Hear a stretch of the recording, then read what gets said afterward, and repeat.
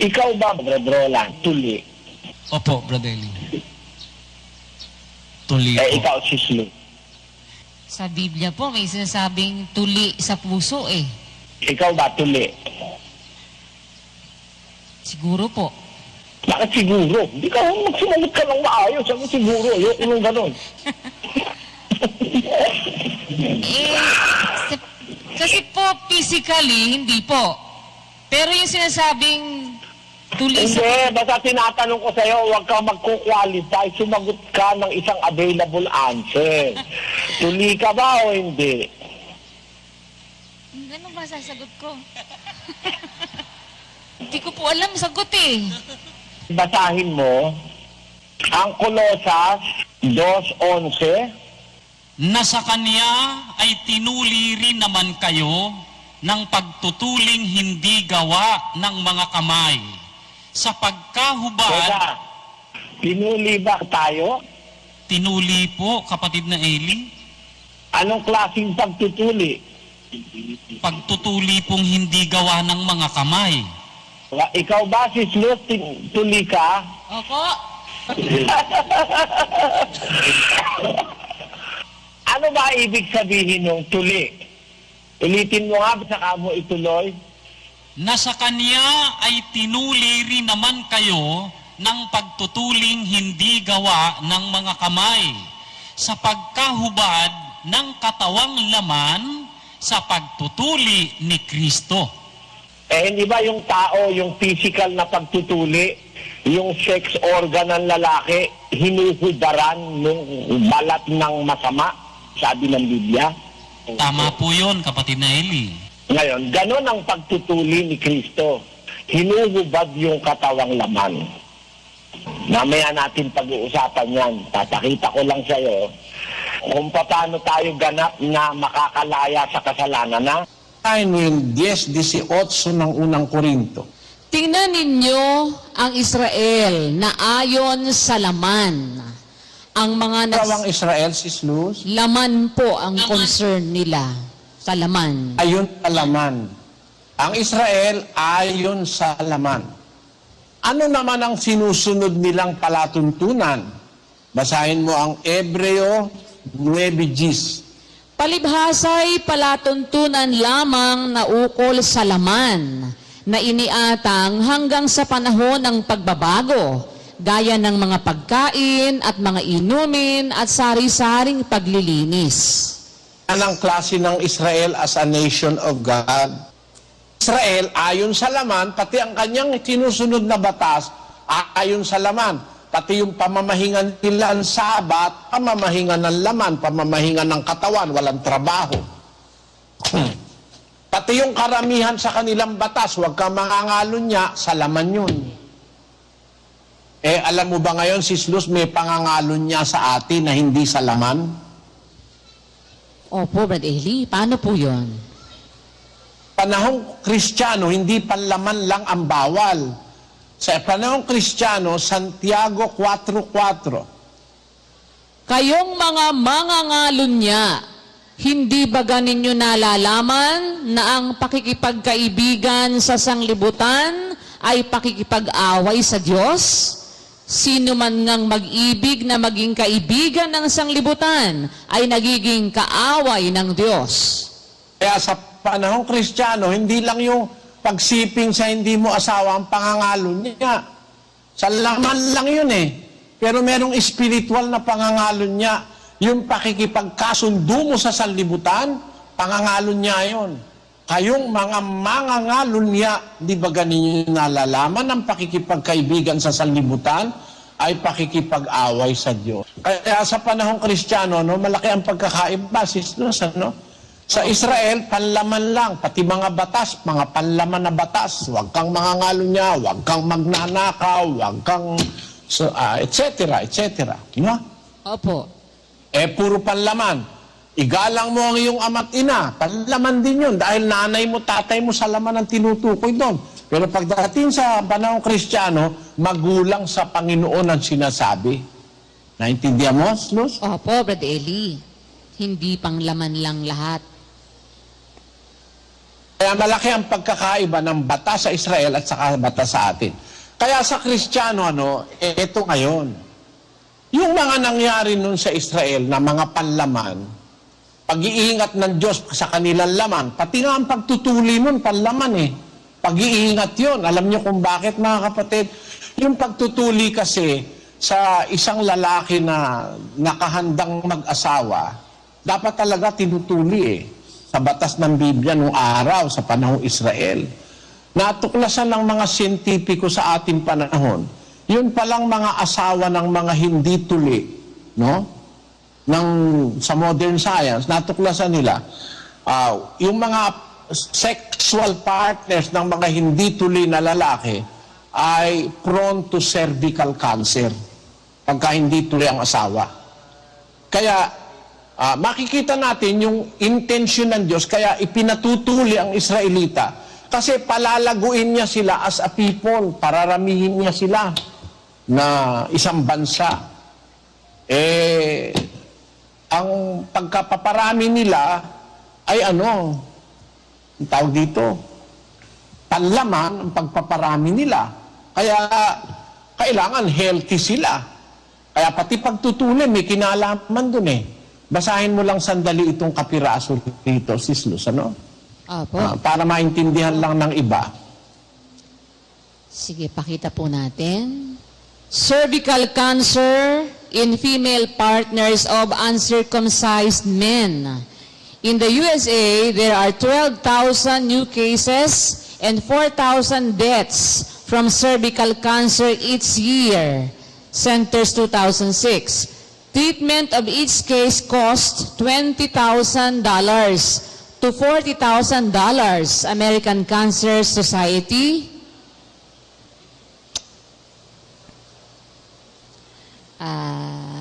Figures. This works out at a total of $24 to $48 million. Then, there is the social cost and devastation to individuals and families. A number of studies have documented higher rates of cervical cancer in women who have had one or more male sexual partners who were uncircumcised. Whereas, yung hindi tinuli, nanganganib yung babae na magkaroon noon. Kasi yung hindi tuli kasi na lalaki, mayroong lugar na pinagtataguan ang virus, no? Yung tinatawag nilang human papilloma virus na nagkokos ng cancer sa babae. Kaya yung mga kapatid, isa sigurong magandang mapag-usapan na rin na yung mga kapatid na may asawa, bago kayo magsiping, maligo muna si lalaki saka bago magsiping. Kasi mayroong human papilloma virus na nagkokos nun. Hindi, basta't gusto magsiping, kahit kay rumi-rumi mo, baka may virus, papasok mo pa sa asawa mo yung virus, mahahawa yung asawa mo, magkakaroon ng risk. Kaya doon sa Israel, tinutuli sila sa kanilang sex organ para maintindihan natin ang layunin ng Diyos kasi pinalaramin niya sila bilang isang bansa na ang palatuntunan ang ibinigay niya, panlaman. Kaya pagdating ni Kristo, kahit hindi ka patuli, pwede. Kasi may spiritual significance yung lahat ng mga nangyayari sa Israel, Sis Luz, no? opo. Halimbawa, yung paglilinis nila na kailangan bago ka kumain, magugas ka muna ng kamay. Ang bata kailangan tuliin pag ikawalong araw. Mga diverse washings, mga isari-saring mga paglilinis. Kailangan pag nakapunta ka sa palengke at nakahipo ka ng karumal-dumal sa palengke, pag uwi mo, maglalaba ka ng damit. Tapos maliligo ka. Halimbawa, ikaw ay nakipaglibing sa batas ng Israel, pag uwi mo sa bahay, yung damit mo, lalaban mo, maliligo ka para yun, panlaman kasi yun kasi iniingatan ng Diyos na sila magkasakit sa laman. Sis Luz, naintindihan mo ba ibig kong sabihin? Opo, Brad Eli, kaya puro mga panglaman yung mga inuutos sa kanila na yon para pag-ingatan yung laman nila. Kaya nga po yun, pati yung paglalaban ng damit, kung nakahawak ng patay, yung makakain, maghugas ng kamay. Kasi po gusto ng Diyos maproteksyonan yung kanilang laman, physical, hindi sila magkaroon ng sakit. Para ang Israel manatili, no? Opo. Na isang nation, kasi doon niya panggagalingin ang Kristo na tagapagligtas ng sangkatauhan. Opo. Kasi kung hindi maiingatan ng Israel sa laman, mamawala yung lahing Israel. No? Hindi matutupad yung ano ng Diyos, yung plano ng Diyos, na doon manggagaling ang Kristo sa Israel. Naintindihan mo ibig ko sabihin? Opo. Kaya po gusto ng Diyos maprotektahan sila sa laman kasi nga doon manggagaling ang Kristo ayon sa laman. Dapat ma-preserve sila yung laman nila, wala silang mga karamdaman at maayos po ang kondisyon ng Kaya laman. ang Israel ay ayon sa laman, sabi ni Pablo, at pati ang kanyang palatuntunan ay mga palatuntunan lamang na ayon sa laman na iniatang hanggang sa panahon ng pagbabago. Kaya meron silang mga batas, huwag kakainin, huwag iinumin, huwag ihipuin, etc., etc. Basahin natin ang Kolosas 2:20 at 21. Kung kayo'y nangamatay na kalakip ni Kristo mula sa mga pasimulang aral ng sanglibutan, bakit nawaring kayo'y nangabubuhay pa sa sanglibutan? Kayo'y nangapasasakop sa mga palatuntunan, gaya ng huwag dumampot, ni huwag lumasap, ni huwag humipo. Ang mga taga-Kolosas nung una, Kristiyano na sila, parang gusto pa nilang pasakop dun sa batas ni Moises na kayo ikay namatay na, nakalakip ni Kristo. Hindi ba napag-aralan nyo sa pagkakatipon, ano, Sis Luz? Opo. Ang kapatid sa iglesia, namatay na, kalakip ni Kristo. Kaya hindi na tayo bound by the law. Kasi si Kristo na ang nabubuhay sa atin. Ngayon, kung kayo ikay nangamatay na, kalakip ni Kristo, mula sa mga pasimulang aral ng sanlibutan, bakit nawaring kayo nabubuhay pa sa sanglibutan? At kayo nagpapasakop sa mga palatuntunan na kagaya nung nasa una sa Israel, huwag dumampot, huwag humipo, huwag lumasap, ayon, bawal ang baboy, bawal ang hipon. Hindi na batas yan sa panahong Kristiyano kasi hindi naman nakakahawa yan sa tao. Yung mga kinakain na yan, hindi naman pumapasok sa puso, ang sabi ni Apostol Pablo, no? Ngayon, ang ibig ko lang ipakita rito sa inyo mga kapatid, ang kondisyon ng Israel as a nation, ang kondisyon ng Israel bilang bayan ng Diyos, sa laman, pati palatuntunang sinusunod nila sa laman. Paano ba sila iningatan ng Diyos? Iningatan sila talaga. Pati laman nila iningatan kapatid na Luz Pag sinabi ng Diyos, walang langaw, kahit isa, walang langaw Opo. Nakita mo ba yung kanilang kinakaing mana? Opo, Brother Pagka Amy. Sabado, hindi nabubulok yung mana. Ibig sabihin, walang bakteryang makapunta sa mana pagka Sabado. Tama? Tama po. Pero pagka hindi Sabado, kumuha sila ng sobra, inuuod bumabaho, di ba? Opo. Pero pag Sabado, kukuha sila ng Biyernes, dodoblihin nila para kinabukasan, Sabado, mangingilin sila, hindi na kailangan silang kumuha uli, magluto, hindi naman nabubulok yung mana, hindi rin bumabaho. Ibig sabihin, ganun mag-ingat ang Diyos, pati virus, pati bakterya, pwede niyang pagbawalan Sis Luz. Gusto ko ngayong ma-realize ninyo, mga kapatid, yung pagkakaiba ng bayan ng Diyos na Israel kesa sa bayan ng Diyos na Kristiyano sa ating panahon.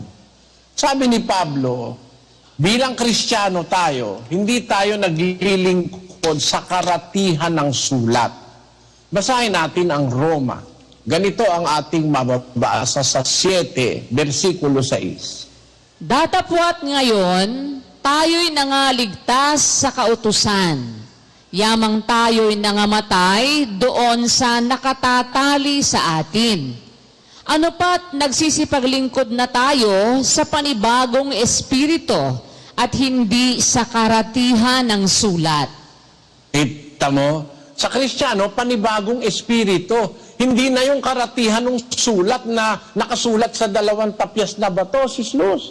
Kaya ang sabi ni Pablo sa 2 Korinto 3:6, na sa amin naman ay nagpapaging sapat na mga ministro ng bagong tipan, hindi ng titik, kundi ng espiritu, sapagkat ang titik ay pumapatay, datapat ang espiritu ay nagbibigay ng buhay.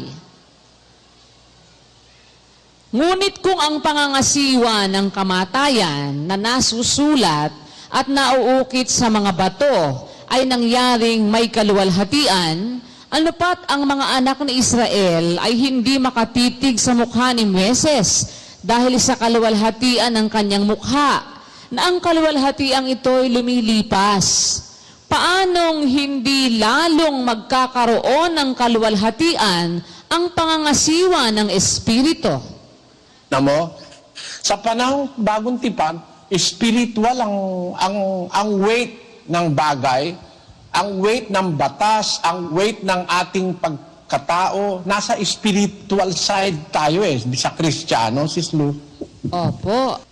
Sabi ni Apostol Pablo, naging tagapangasiwa kami ng bagong tipan, hindi ng titik, kundi ng Espiritu, sapagkat ang titik ay pumapatay, datapot ang Espiritu ay nagbibigay buhay. Kaya kung yung pangangasiwa ay kanang kamatayan na nakasulat sa bato, nangyaring may kaluwalhatian, lalo namang may kaluwalhatian ang pangangasiwa ng Espiritu. Doon sinasabi ni Pablo na yung pinangangasiwa ang batas ng mga apostol, mas maigi kaysa sa batas na pinangasiwaan ni Moises na nakasulat sa bato. Naintindihan mo, Luz? Opo, mas mahalaga po, mas maigi po yung pinangasiwaan ng mga apostol dahil iyon ay batas na espiritual. Hindi kagaya nung kay Moises na sa laman nga lang po yun. Ngayon, ang ganito ang punto ko, kapatid na Luzano. Gusto ko makinig lahat ng kapatid. Nahawi yung material na dagat no? Opo. Palagay mo, para tayo makaligtas sa pag-uusig ng mga espiritu ng demonyo, ilang dagat na binuksan ng Diyos sa atin sa panahong ito? Naku, napakarami na po, Brad Eli. Napakarami na po. Gipit na tayo parang Israelita gipit na, nahuli sila ni Paraon sa tabi ng dagat nung gipit na sila, wala nang aatrasan, doon sa mismong dagat na kung saan sila nagipit, doon gumawa ang Diyos ng paraan. At yung dagat nung mahati, naging sanggalang pa nila dahil hindi sila masasalakay sa kaliwa, hindi sila masasalakay sa kanan, doon lang sila sa likod. Sa likod naman merong nakaabang na haliging bato at saka ulap. Hindi makapunta ngayon itong mga sumutugi sa kanila. Nung subukin nilang pumasok sa dagat, sa pagitan ng dalawang tubig, nagsalikop yung tubig. Patay lahat ang Ehipsyo, walang natira kahit isa. Nakita mo yon, Sis Luz?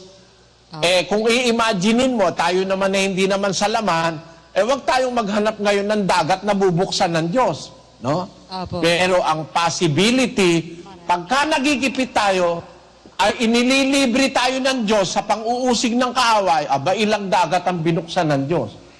Ilang kayang dagat ang tinawid ko para makarating ang misyon sa South America, Sis Luz? Napakarami na po, Brad Eli. Napakarami pong nangyari na at napakarami na talagang ginawa ng Diyos para yung mga humahabol sa atin na kumbaga parang sila yung mga Egyptian noon na humahabol sa bayan ng Diyos. Napakarami na pong dagat na nabuksan para makaraan ang bayan ng Diyos at para maging ligtas. Nila, Opo. pag nagipit nila tayo sa Pilipinas, makukuha na nila tayo. Binuksan ng Diyos yung dagat na mula sa Pilipinas para makarating ako sa South America. Kita mo? Kaya hindi ka ngayon maghahanap ng dagat na literal na bubuksan ng Diyos. Nahahatiin ng Diyos. Pero mai-imagine mo spiritually kung anong ginagawa ng Diyos. Kung paanong inalis niya ang lahat ng salot sa Ehipto, sa mga Israelita, napunta sa mga Ehipto. Ano ba ang palagay mo ngayon? Meron bang salot sa kapatirang ito? Wala Alam mo kung bakit? Nananatiling ang espiritu ng kapatiran ay takot sa Diyos ang nakakapamayani. Hindi ba, kapatid na Lu? Amen po. Totoo po yan. Salamat sa Diyos. maraming iglesia nasasalot ng espiritu eh. Opo. May mga palaka, may mga langaw na kumukurap sa maraming iglesia. Napakaraming corruption sa maraming iglesia. Pero salamat sa Diyos, ang mayor parte ng kapatiran dito hindi naaapektuhan ng salot ng espiritu na kinakalat ng masamang espiritu. Sis Luz. Opo, salamat sa Diyos. Totoo po yan. Talagang nananatili pa rin na ang diwa ng kapatiran in general, napakarami po, laking porsyento na talagang yung diwa na itinuturo po ninyo sa amin, yung diwa ng Diyos, pati po yung pag-ibig sa kapatiran, pati po yung tinuturo nyo sa amin na yung mga kaaway, ibigin, huwag gaganti ng masama sa masama. Nananatili po yon kahit na ang mga kapatid talagang ginigipit na, kung minsan talagang nagpupuyos na yung kalooban, pero nagtitiis pa rin, di pa rin gumaganti. Kasi yung espiritu nga pong itinuturo ninyo, yun po ang nananatili sa kapatiran. Kaya mga kapatid, sa ating panahon, nasa spiritual tayo na weight. We are on the spiritual weight of the matters that is being taught to us by God. Kaya sa ating panahon, hindi ka man makakita nung hinahawing dagat na material. Mai-imagine mo, mas maraming hinahawing dagat ang Diyos na spiritual.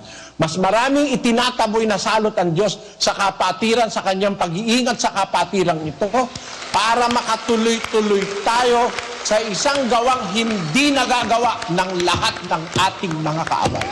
Naintindihan mo? Amen. Totoo po yan. At hindi man natin nga po nakikita lahat yon kung ano-ano man yung mga ginagawa ng Diyos na yon. Hindi kagaya sa Israel, physical, nakikita nila yung mga ginawa ng Diyos na pag-iingat sa kanila.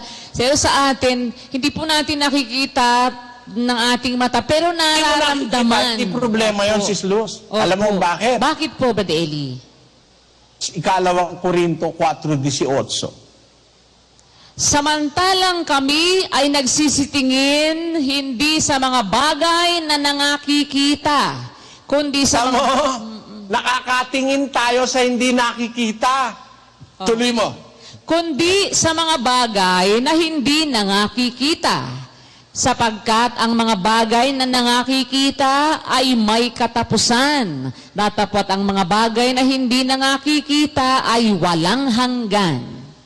Yan. Alam mo mga Kristiyano, ang pantingin natin, hindi sa bagay na nakikita natin tinitingin. Ibig sabihin, hindi itong matang ito ang pantingin natin. Meron tayong ibang pantingin na yung ating isang pantingin nakakakita sa hindi nakikita ng mata. Naintindihan mo, Sis Luz? Amen. Opo, meron tayong pangkita sa hindi nakikita ng mata. At nakikita po talaga natin yon. Hindi ng mata. Nakikita mo, ikaw, ako nararamdaman ko, nakikita mo yung ibig kong sabihin eh. Opo. Na dagat na espiritual na hinahawi ng Diyos, mga salot na espiritual na hinahawi ng Diyos sa kapatiran. Kaya, ang kapatiran, nakikita mo, matatag. Bakit? 9. Sa isang talata ng Lucas, 21:13-15. Basahin natin. Ito'y magiging patotoo sa inyo. Pagtibayin nga ninyo ang inyong mga puso, na huwag mo nang isipin kung paano ang inyong isasagot, sapagkat bibigyan ko kayo ng isang bibig at karunungan na hindi mangyayaring masalangsang o matutulan man ng lahat ninyong mga kaalit. Walang karo ni Paraon na po pwedeng gumipit sa bayan ng Diyos, Sis Luz. Amen po. Lahat ng karo niya nalubog sa dagat. Opo. Tama? Tama po. Ngayon, sa bayan ng Diyos ngayon, anong karo ang nakalubog sa dagat? Ay lahat to po ng karo ng mga kaaway natin na gustong humadlang. Ibigyan ko kayo ng isang bibig at karunungang hindi mangyayaring masalangsang o matutulan man ng lahat ninyong mga kaalit. Sa Diyos ang lahat ng karangalan at kapurtihan. Amen. Yan po ang ating paksa, mga kapatid. Sana nai-imagine niyo yung spiritual side mo.